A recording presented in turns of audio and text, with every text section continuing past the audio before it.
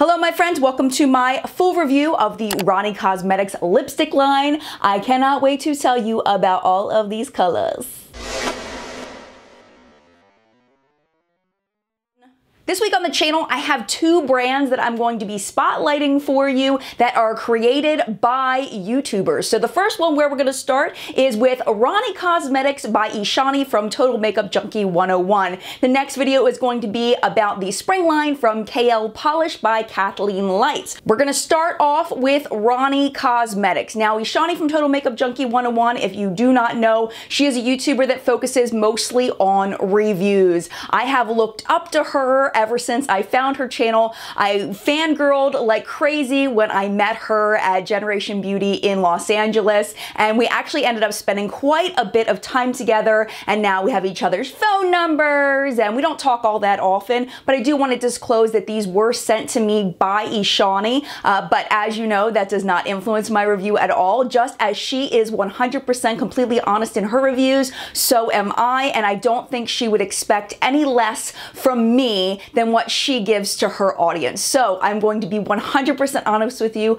I absolutely promise. So let's talk a little bit about the brand in general. So first, Rani means queen in the traditional Indian language. Rani Cosmetics was born from the idea that each and every person should feel like royalty. That is off of their website. Everything is made in the United States. Products are cruelty-free and completely vegan and also paraben-free. I added that part because I didn't see any parabens in the ingredients. These are called Sparked Dazzling lipsticks, and this is the outer packaging. It's kind of a henna looking print, and then you've got the Rani Cosmetics feather on the top that is like a purple shiny thing there, and then we've got the holographic here. On the bottom you have the shade name, and then inside the packaging it looks like this, and it says Rani Cosmetics. It's got the little feather and then the henna print on the bottom. It is white plastic packaging, and then you open it up and you've got this pretty rose gold underneath, and the lipstick rolls up just like that traditional lipstick way. These are $18 each, or they are $99 for the bundle of 6. A little bit about the ingredients that are in these. They are castor oil based. That is the #1 ingredient. #2 is something called caprylic or capric triglyceride. It is derived from coconut oil and glycerin. Glycerin's a really nice like skin balancing ingredient, so it kind of helps to bring your moisture level to the right level. So that's really nice to see that that's in there. And then I'm not going to try to pronounce this one, but that's also a skin conditioning agent that is in the lipsticks. That's #5 on the ingredient deck. There's something called oscarite, which is a type of paraffin wax. There's silica, coconut oil, and mango seed butter in all of the lipsticks. Now there are some irritation concerns for a couple of the ingredients. If you've never had an allergic reaction to lipsticks before, then this may not bother you, but if you have, listen up. So it has propylene glycol, tocopherol acetate, which is a form of vitamin E, and BHT. 2 of the pigments have bioaccumulation concerns on them. CI19140, which is a yellow pigment, and then Red 30 Lake. So if any of that bothers you, you definitely don't want to get these. You can probably contact Rani Cosmetics on the pigments to see which lipsticks have which pigments in them.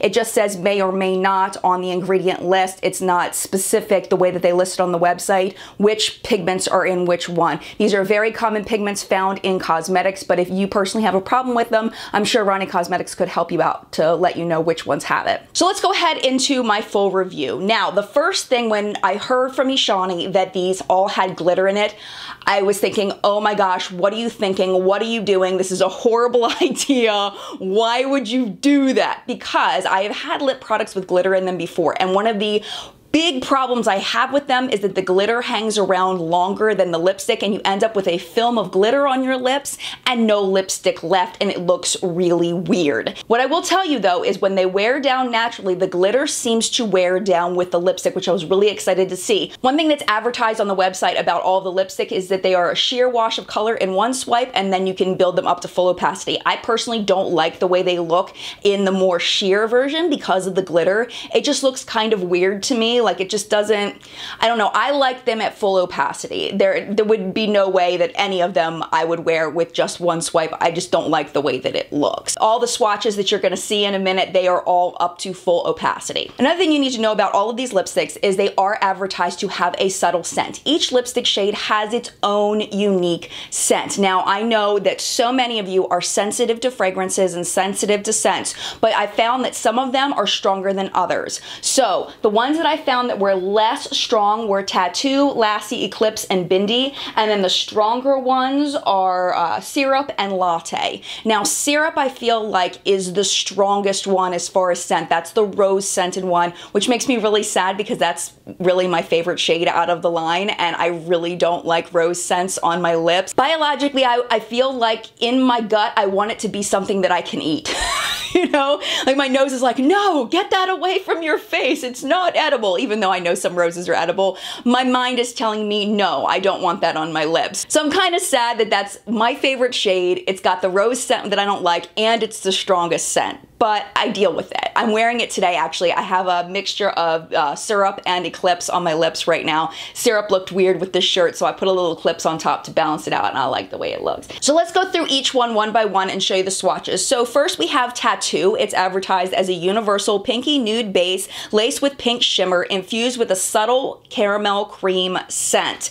This one, I don't really see the pink in it. I see more of a kind of a peachy bronze kind of shade. It really is more of a bronze. I don't see a pink in it at all. Just so you know, that's just my experience with it. It's very warm toned, and the scent is very, very subtle on this, that caramel cream scent. I do really like Tattoo with the right look. I've worn Tattoo quite often, and I do enjoy it on my skin tone. One thing I forgot to mention before we do the next color is that these were specifically designed for medium to deep skin tones. Me having a light to medium skin tone, more on the light side, I realized that these shades were not developed specifically for me, and I'm not crying about it. There are plenty of lipstick lines that were designed more for lighter skinned people, so I'm not crying about it, but I'll tell you that some of these I don't prefer on my skin tone, just like the next one. This one is called Lassie, and I really don't like this one on me. It is not me at all. It's not my favorite. It's a vibrant red-orange base laced with gold and pink shimmer infused with a subtle mango scent. And, you know, there are a lot of people that like this kind of shade, but it's just not for me. The mango scent is,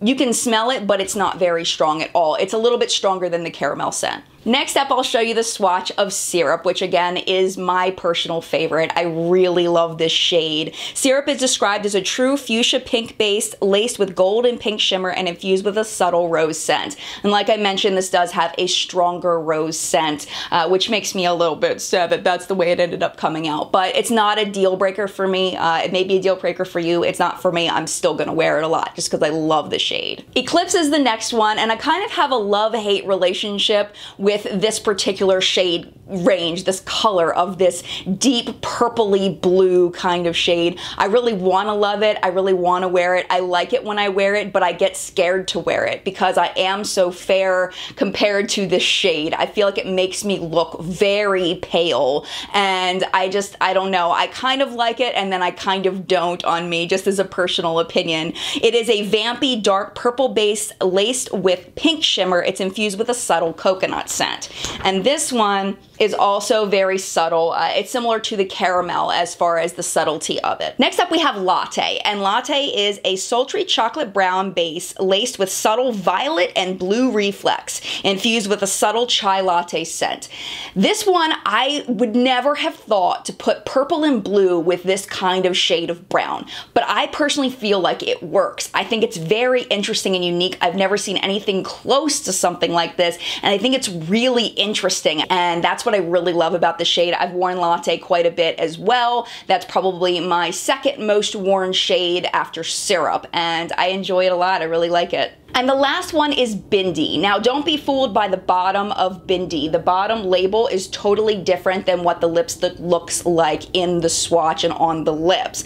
It is a classic medium red base laced with gold and pink shimmer. It's infused with subtle strawberries and cream scent. I feel like this has a lot of pink in it. It's more of a medium pink to me than a medium red. The scent is a little bit stronger. It's kind of medium in the strength of it. It's less than the rose, but more than some of the others. And it does smell very, very nice. I do like this one with the right look. I like it as a nice bright summer color. I don't think I'll be wearing this in the fall and winter, but this one will definitely be one that I wear as it warms up because I do really like these brighter pinks in the summertime. So now I'm going to show you the swatch of all of these all together. Now, if you look at them, there really isn't a ton of difference between Syrup and Bindi. Syrup is a little bit more purple toned, where Bindi is a little bit more red toned. They're very similar. I feel like they're different enough on the lips that you won't feel like you got two of the same thing, but just so you know, they're very similar. The rest are very, very different. So now the question is, who are these lipsticks good for? These lipsticks are good for people that like bright, bold colors overall. There's a lot of color in this line. It's not a nude line. It also has glitter in it. So if you do not like glitter on your lips, this lipstick line is not going to be for you. Who this is going to be for? People that like those bold, unique looks, that like their lips to have some shine on it. Maybe girls going to the club want their lips to be a little glittery, you know, things like that, without having to add a topical glitter to it that you may end up eating. I mean, the glitter in this is very, very fine, so it's a way for your lips to have that glitter without feeling like you're just covered in glitter. Another thing people have asked me about this line is if you can feel the glitter as you're applying it on your lips, and you can. Just the tiniest bit, you can feel the grit of the lipstick. It's not super smooth in the way it feels when you apply it, but when I go like this with my lips, I can't feel any glitter at all. It's only in that initial application process. Another thing I wanted to mention is that some of these lipsticks do stain the lips. So